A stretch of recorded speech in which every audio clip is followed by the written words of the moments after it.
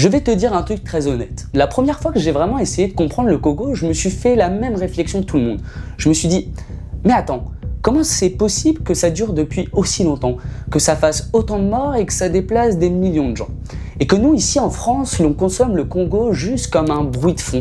Un titre qui passe, une image, deux mots qui claquent, et puis finalement on passe à autre chose. Et surtout, je me suis rendu compte d'un truc. Le Congo, on le raconte presque jamais comme une histoire. On le raconte comme un chaos, comme un truc sans début, sans logique, sans fil. Donc forcément, en tant que spectateur, tu décroches. Pas parce que tu t'en fous, parce que personne te donne les clés. Donc là, l'idée de cette vidéo, c'est simple. Je ne vais pas te faire un cours, je ne vais pas te noyer sous les dates, je vais te raconter une histoire avec un fil clair et des coupures nettes pour que tu puisses respirer et pour que tu puisses voir les images au bon moment. Et ce fil, c'est celui-là. Le Congo d'aujourd'hui est une accumulation de fractures. Tu comprends où ça casse et tu comprends pourquoi ça recasse. Donc moi, ce que je te propose, c'est qu'on y aille tout de suite.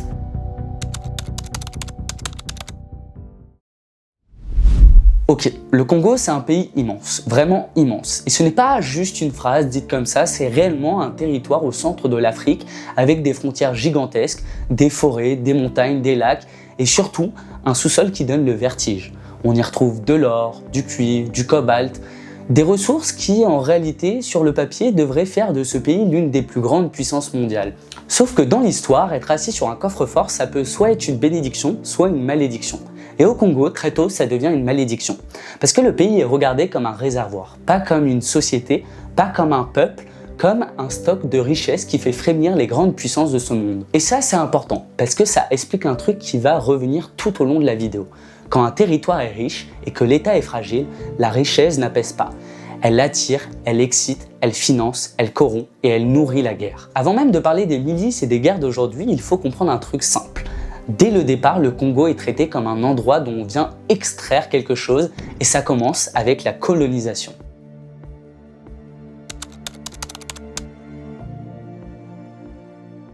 À la fin du 19e siècle, les puissances européennes se partagent l'Afrique et le Congo devient un cas presque unique dans l'histoire coloniale. Une énorme partie du territoire est accaparée par Léopold II, le roi des Belges, comme une propriété personnelle. En gros, lui, il regarde le territoire comme un domaine privé, un truc à gérer comme une affaire avec une seule logique, extraire coûte que coûte. Vous ferez donc tout pour que les nègres aient peur de s'enrichir pour mieux mériter le ciel. Et derrière tout ça, ce n'est pas de la gestion. C'est une machine. On extrait du caoutchouc, de l'ivoire, on impose des quotas et quand les quotas ne sont pas atteints, la violence tombe. Travail forcé, prise d'otages, villages terrorisés, mutilations, massacres, c'est une économie qui fonctionne par la peur. Et il y a des estimations sur la mortalité de cette période qui vont jusqu'à 10 millions de personnes. 10 millions de personnes. Même si tu discutes les chiffres, même si tu refuses les débats, une chose est sûre, on est sur une violence industrielle organisée aux yeux de tout le monde. Et souvent, quand on raconte ça, on oublie un truc. La région du Congo, ce n'est pas seulement la Belgique. De l'autre côté du fleuve, la France construit aussi son empire avec Brazzaville comme centre colonial. Là aussi, des extractions, du travail forcé, de la répression. Là aussi, des projets présentés comme modernisateurs mais payés en vie humaine, comme le chantier du chemin de fer Congo-Océan. Donc la fracture coloniale, ce n'est pas un mauvais souvenir. C'est une façon de construire un territoire. On met en place des structures faites pour sortir des richesses, pas pour bâtir un état solide au service des gens. Et quand l'indépendance arrive, tu repars pas de zéro, tu repars d'un système déjà fissuré.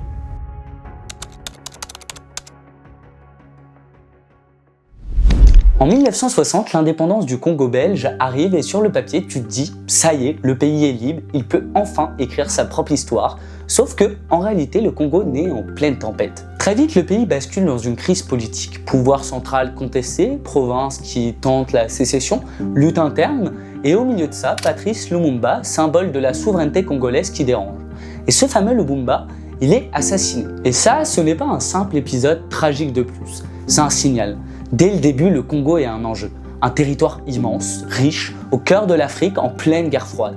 Forcément, ça attire l'ingérence étrangère, les pressions, les coups tordus et les manipulations en coulisses. Et derrière cette crise, une idée s'installe. Le Congo est indépendant sur le papier, mais fragile en réalité. Et une fragilité comme ça, quand elle se combine avec la richesse, ça crée un pays qui devient un terrain de jeu pour les rapports de force. Et c'est dans ce contexte qu'arrive Mobutu Sese Seko.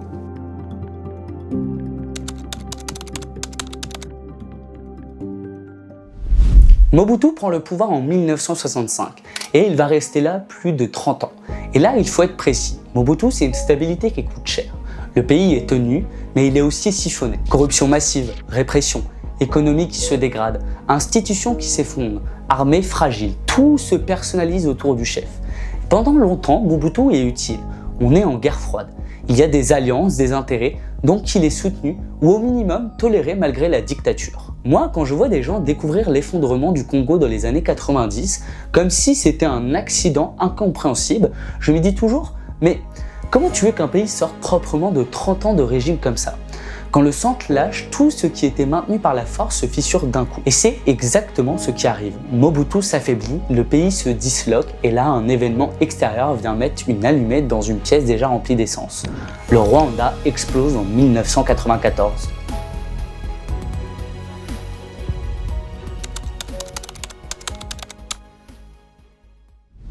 On pourrait croire que ce qui se passe au Rwanda reste au Rwanda. Sauf que non. Quand le Rwanda explose en 1994, la frontière ne sert plus à grand chose. La crise déborde et l'est du Zaïre prend une vague en pleine face. Dans ce flot de réfugiés, il y a des civils évidemment, mais aussi des miliciens, des responsables, des hommes armés qui traversent et s'installent dans des camps. Et ces camps, petit à petit, ne sont plus juste des camps. Dans certains cas, ils deviennent des bases arrières, des lieux où des groupes armés se cachent, se réorganisent et se préparent à la suite. Et là, tu comprends le vrai basculement. Le Kivu devient une extension directe de la crise rwandaise. Donc résumons. Dans le Kivu, tu as des tensions locales, des histoires de terre, des rivalités entre communautés. Et là-dessus, tu ajoutes un choc énorme. Des centaines de milliers de réfugiés qui arrivent d'un coup et au milieu, des miliciens armés qui se fondent dans la masse, s'organisent et utilisent des camps comme couverture. Forcément, ça met le feu partout. Ça transforme une région déjà fragile en poudrière prête à exploser. Et côté Rwanda, à Kigali, le nouveau pouvoir se dit un truc très simple. Si on laisse ces groupes armés tranquilles, juste de l'autre côté de la frontière, ils vont revenir. Donc, ils décident d'intervenir directement dans l'est du Zaïre pour les traquer. Et c'est là que tu bascules dans la première guerre du Congo.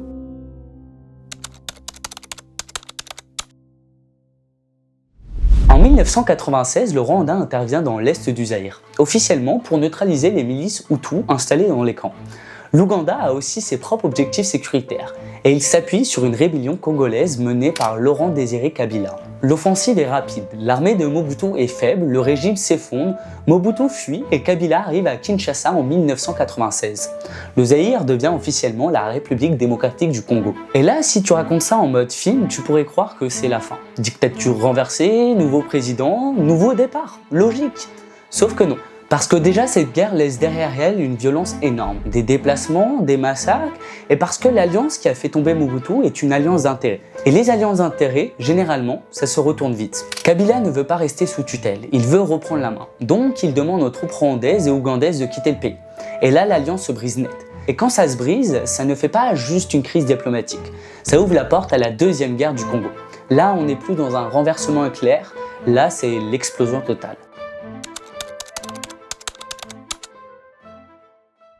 En 1998, tout repart, mais en pire. La deuxième guerre du Congo éclate et là, on change d'échelle. Parce que ce n'est plus seulement une guerre congolaise, c'est une guerre régionale qui se joue sur le sol congolais. Plusieurs pays entrent dans la danse, des mouvements rebelles se multiplient, des alliances bougent sans arrêt et des zones entières passent sous le contrôle de factions armées. Et au milieu, il y a un moteur qui rend tout encore plus sale, l'économie de guerre. Contrôler un territoire, ce n'est pas seulement une victoire militaire, c'est contrôler les routes, une mine, une taxe, un passage. Et donc, l'argent de la guerre finance la guerre. Et quand on te dit des millions de morts, il faut comprendre un truc. Ce n'est pas seulement des morts par balle, c'est aussi des morts de faim, de maladie, d'absence de soins, d'effondrement total du quotidien. Une guerre longue, ça tue même quand on ne tire pas. En 2001, Laurent Désiré Kabila est assassiné. Son fils, Joseph Kabila, prend le pouvoir et en 2003, des accords sont signés.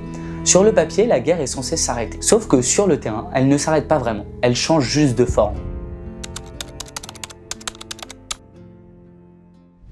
C'est ici que la plupart des gens se perdent, parce qu'après 2003, tu n'as plus une guerre avec deux camps, tu as une mosaïque, des dizaines et des dizaines de groupes armés, des milices locales, des groupes venus des pays voisins et des factions qui changent de nom, se scindent et se recomposent. Et l'État congolais, souvent, n'a pas la capacité de contrôler tout ça. Donc il fait un truc que beaucoup d'États font dans ces situations. Il tente d'intégrer des combattants dans l'armée pour acheter la paix. Sur le papier, c'est logique, sauf que si tu intègres des réseaux sans les casser, tu n'as pas désarmé la guerre, tu l'as déplacée. Et ça crée un cycle infernal. On signe un accord, on intègre des combattants, ça tient un temps. Puis les frustrations remontent, les rivalités reviennent, les armes ressortent et un jour ça explose, ils quittent l'armée, se réorganisent ailleurs, reviennent sous un autre nom et tout recommence. C'est dans ce contexte-là que l'Est, surtout le Kivu, devient la zone de fracture permanente. Parce que c'est frontalier, parce que c'est riche, parce que c'est difficile à contrôler et parce que la région traîne encore les fantômes de 1994. Et c'est là qu'arrive un nom que tu as forcément déjà entendu, le M23.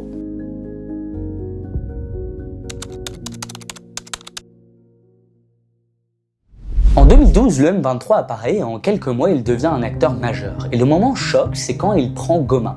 Là, soudainement, la planète regarde. Pourquoi ? Parce qu'une grande ville tombe, parce que c'est spectaculaire, parce qu'il y a des caméras cette fois-ci. Et pourtant, le plus important n'est pas seulement l'événement. Le plus important, c'est ce qu'il raconte. Un groupe armé est capable de tenir tête à l'État congolais, de s'organiser, de contrôler un territoire et de déplacer des populations. Et ça pose déjà une question simple. Une question qui n'est pas complotiste, une question qui semble juste logique. Comment un groupe comme ça se finance? Comment il se déplace? Comment il s'équipe et comment il tient face à ce conflit? En 2013, le M23 est battu militairement. Et là, dans beaucoup de têtes, l'histoire est terminée. Sauf que battu, ça ne veut pas dire effacé. Les mêmes hommes circulent encore, les mêmes logiques restent en place, et surtout l'Est du Congo, lui, ne change pas. C'est une région fragile, riche, morcelée, et tout peut repartir très vite. Donc la vraie question, ce n'est pas pourquoi ça revient, la vraie question c'est plutôt, vu le terrain, vu le contexte, pourquoi ça ne reviendrait pas ? Souvent quand on parle du Congo, surtout dans les discussions rapides, ça finit en c'est un conflit ethnique. Et oui, il y a des tensions identitaires, des histoires de communauté, des questions de terre, des peurs réelles et des vengeances. Mais si tu réduis tout ça à ça, tu rates l'essentiel. Parce que ces tensions ne vivent pas dans le vide. Elles s'installent dans un contexte où l'État est trop faible par endroits, où des groupes armés peuvent se financer, où la frontière se traverse facilement, où les voisins ont leurs propres enjeux et où les ressources du sol donnent une valeur stratégique à des bouts de territoire minuscules. Donc oui, il y a des identités, des communautés. Mais ce qui transforme ces tensions en guerre interminable, c'est le mécanisme autour. C'est la façon dont la violence devient rentable, c'est la façon dont les alliances se créent et c'est la façon dont les acteurs extérieurs peuvent peser directement ou indirectement. Et tant que tu ne vois pas ce système, tu te fais piéger. Tu crois que c'est une histoire ancienne ou locale, alors que c'est aussi une histoire moderne, régionale et parfois même internationale. Et là, on revient au point de départ. Pourquoi les journalistes disent « on ne comprend rien » ? Pourquoi le public décroche? Parce qu'on arrive toujours au milieu du film. On te balance M23 sans te dire d'où ça vient, on te balance Kivu sans t'expliquer pourquoi c'est un carrefour régional, on te balance des mots sans arbre généalogique et au bout de 3 minutes, tu as l'impression que c'est un désordre naturel. Alors que ce n'est pas un désordre naturel, c'est un enchaînement d'événements. Colonisation violente organisée pour extraire, indépendance fragile, une dictature longue qui vide l'État de l'intérieur, 1994 et la crise rwandaise qui déborde au Kivu, des guerres régionales menées sur le sol congolais et ensuite la fragmentation permanente. Et il y a aussi un truc plus gênant. Raconter le conflit au Congo correctement, c'est inconfortable parce que ça oblige à parler de colonisation sans détour. Ça oblige à parler d'ingérence et d'intérêt. Ça oblige à regarder le fait qu'un pays peut être riche et pourtant saigner sans fin. Et ça oblige à regarder notre rapport à l'attention. Pourquoi certaines guerres deviennent des feuilletons mondiaux et d'autres restent des bruits de fond ? Pourquoi on se passionne pour certains conflits et pas pour ceux-là, alors que les chiffres donnent le vertige ? Moi, c'est une question qui me revient tout le temps. Et c'est aussi pour ça que je fais cette vidéo. Parce que le silence, parfois, fait partie du problème.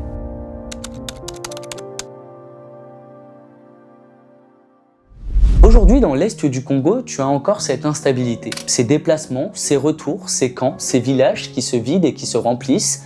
Et le drame, c'est que même quand un groupe s'affaiblit, il y en a d'autres. Même quand une zone se calme, une autre s'embrase. Donc le sujet, ce n'est pas seulement battre à groupe. Le sujet, c'est de casser la mécanique, de reconstruire un état présent, de sécuriser les routes, les villages, de faire en sorte que l'armée protège au lieu de racketter et surtout de faire en sorte que les ressources profitent à la population au lieu de financer des armes. Et derrière ça, il faut aussi regarder ce qui pourrit tout depuis des années.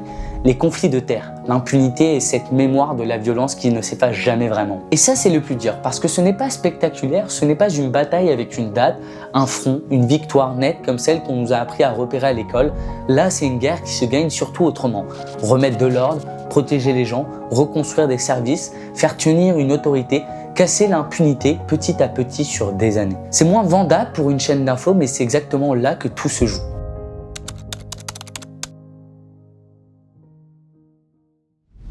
En 2025, le Congo reste un pays fracturé, un pays où l'Est vit avec la guerre comme une habitude imposée.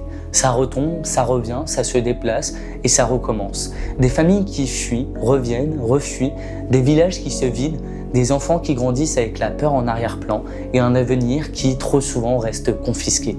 Et le plus dur dans tout ça, c'est que vu d'ici, tout ça, ça finit par se dissoudre. On voit quelques images, on entend 2 phrases, puis le monde passe à autre chose. Pas parce qu'on est indifférent, mais parce qu'on nous le raconte comme un brouillard.